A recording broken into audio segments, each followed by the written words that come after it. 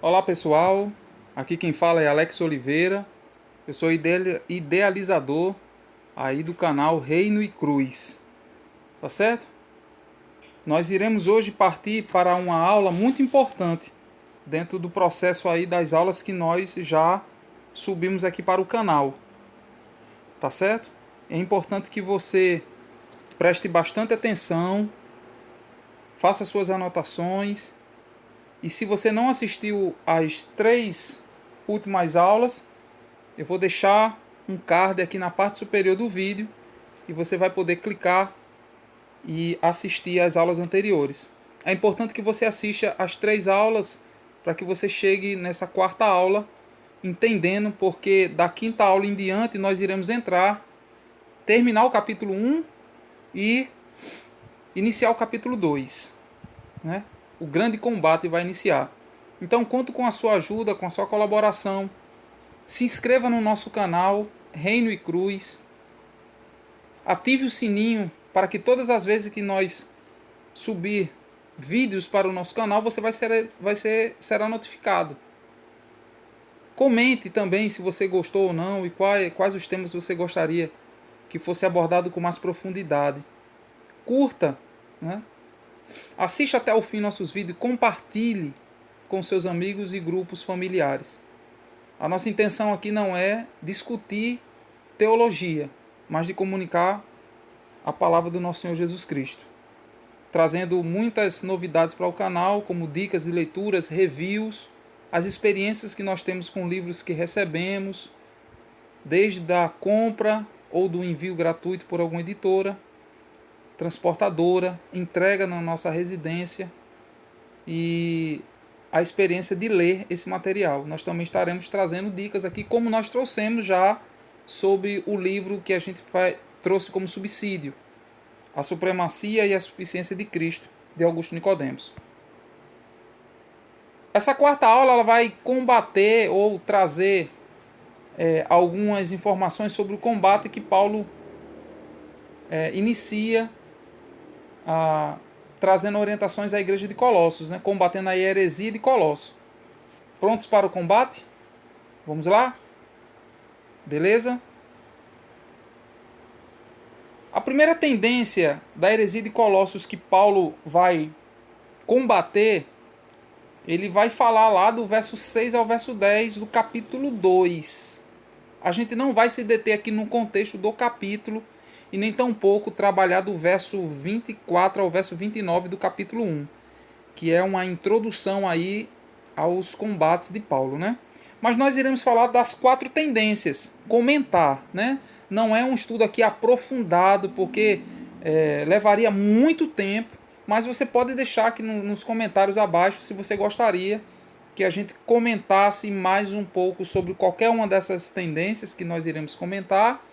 Nós também iremos atrás de subsídios, de livros, para que a gente fundamente aí toda a nossa aula. Caso você queira, comenta aqui embaixo, tá bom? Vamos lá. Uma das primeiras tendências que Paulo vai combater na carta que ele escreve a Colossenses, no capítulo 2, do verso 6 ao 10, é o gnosticismo, né? O gnosticismo ele vem da palavra grega gnosis, que significa conhecimento. Muitos helenistas vangloriavam-se de possuir uma sabedoria muito mais profunda do que a revelada nas escrituras, e era privilégio de poucos, né? Eles se vangloriavam porque possuíam uma sabedoria muito mais profunda do que a revelada, ou seja, a revelação do seu Filho Jesus Cristo e da sua obra expressa na palavra de Deus ainda não é para estes homens, para essas pessoas, a mais profunda, né?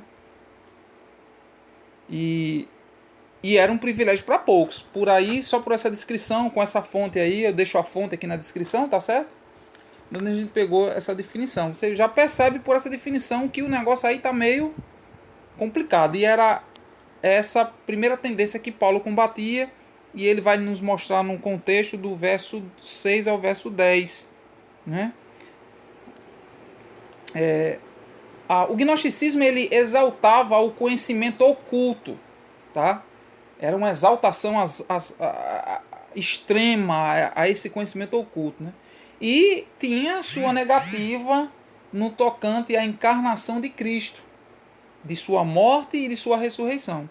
Então, isso era infiltrado, era permeado dentro da igreja de Colossos. E Paulo, como também João, vai combater esse tipo de heresia, né? Que no nosso século também está presente com outros nomes, né? Com outros subsídios, né? Ela continua existindo, mesmo depois de muitos séculos, né? Infelizmente, meus irmãos, a gente vive um momento da pós-modernidade onde a informação ela é muito divulgada, né? Nós temos a tecnologia, a internet, as mídias, plataformas, e com isso o mal também ele se prolifera de forma muito rápida, né? E negar a encarnação de Cristo, da sua morte e a sua ressurreição, é dizer que Cristo não existiu. E Paulo, ele começa no primeiro capítulo a falar da ênfase, como nós vimos nas aulas, sobre a obra e a pessoa de Jesus Cristo. Ele precisava fundamentar a sua defesa mostrando que a obra de Cristo ela é perfeita. Foi perfeita. E continua sendo perfeita porque continua salvando pessoas com a sua obra. Não é? Este é o gnosticismo, é a primeira tendência da heresia de Colossos. A segunda que ele combatia, que ele combateu e que até hoje nós vemos no nossos dias, é o legalismo, né? Legalismo. Às vezes a palavra legalista é utilizada no meio cristão com uma outra conotação, né? Um irmão dentro ou com algum problema, algum conflito com outro irmão, ele é chamado de legalista. Às vezes as pessoas chamam as pessoas com esse termo, mas não sabem nem o que significa. Segundo essa fonte que nós procuramos, o legalismo é o estilo de vida de uma pessoa que acredita que o cumprimento das regras torna o indivíduo merecedor do favor e da salvação divina. Olha só que coisa, né? Chega até a ser engraçado. O indivíduo acreditar que ele cumprindo alguma regra, ele vai se tornar merecedor. Meu irmão, nós não somos merecedor de nada. Nós não somos merecedor de nada. Todos pecaram e destituídos estão da glória de Deus. Não há um justo nenhum sequer. Paulo vai escrever aos Romanos dizendo isso claramente, né? O legalismo ele quer acrescentar algo a uma obra que é completa e perfeita. A obra de Cristo ela é completa e perfeita, não se precisa acrescentar nada, né? O legalista ele quer confiar em outra coisa, mas não quer confiar em Cristo, né?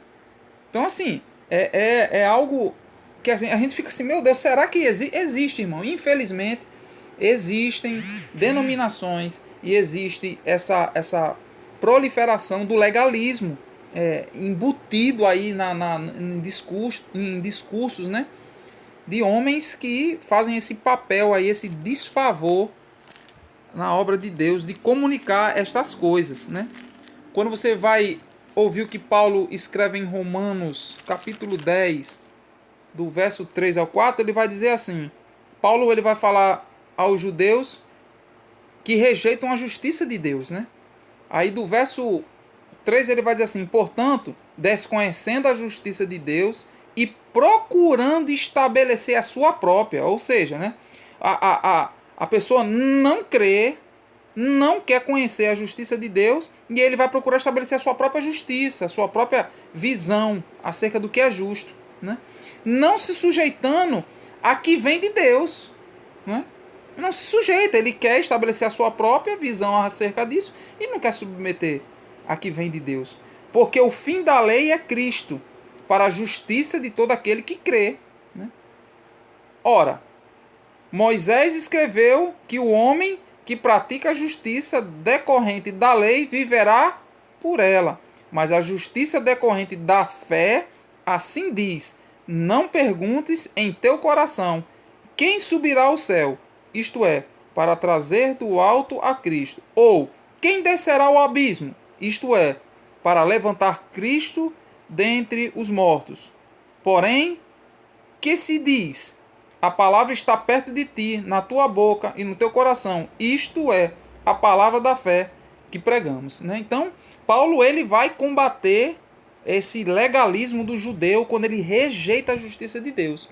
E também em Colossenses ele vai combater isso, e você vai ver isso claramente lá do verso 11 ao verso 17 do capítulo 2.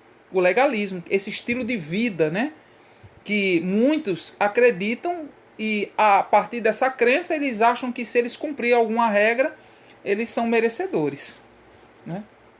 Esse é a segunda tendência da heresia de Colossos. A terceira tendência, dentro dessa heresia de Colossos, é o misticismo. Né?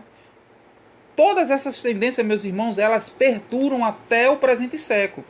Não foram extintas não, tá? Elas existem ainda, talvez com outro nome, talvez conforme a gente vai lendo as descrições ou se aprofundando em cada uma delas, você vai assim, rapaz, eu já ouvi isso, eu já vi igreja pregar sobre isso, eu já vi pessoas comentar sobre isso, e aí você vai vendo que são coisas que não ficaram para trás, né?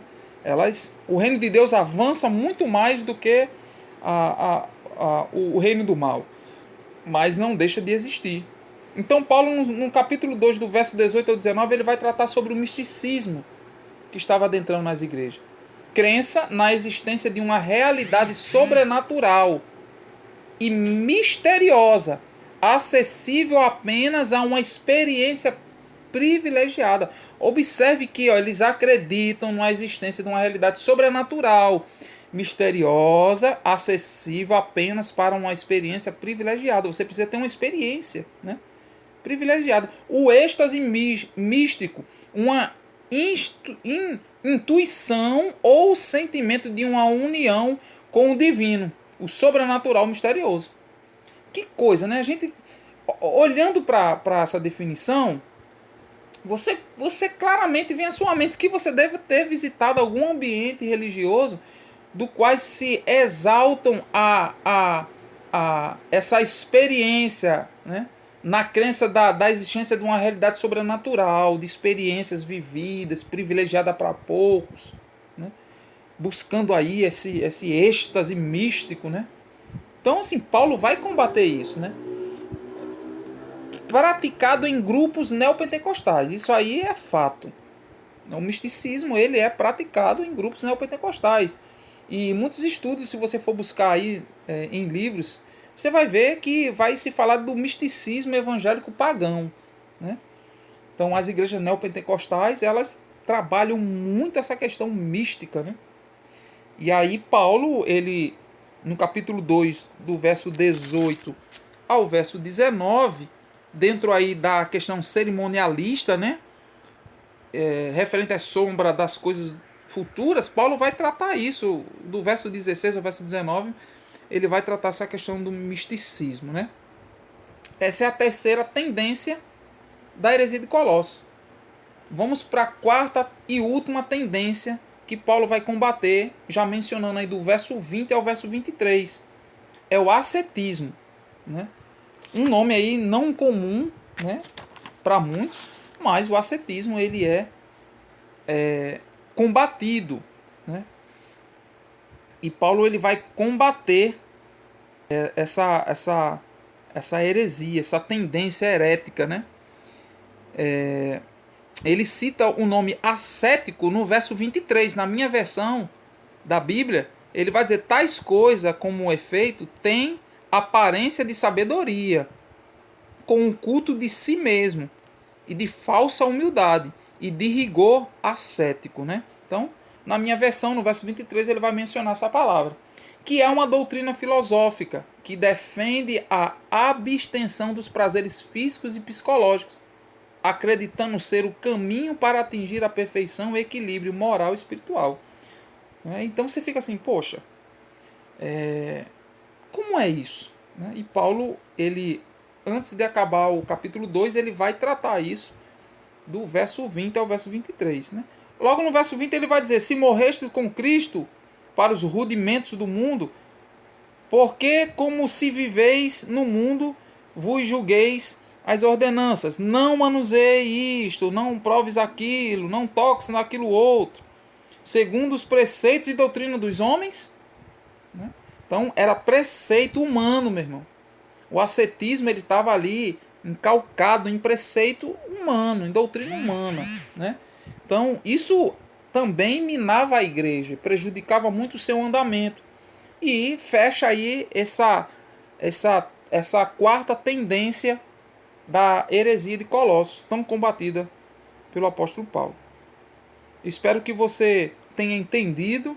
E se você quiser saber sobre qualquer uma dessa tendência de forma mais profunda, comente aqui embaixo.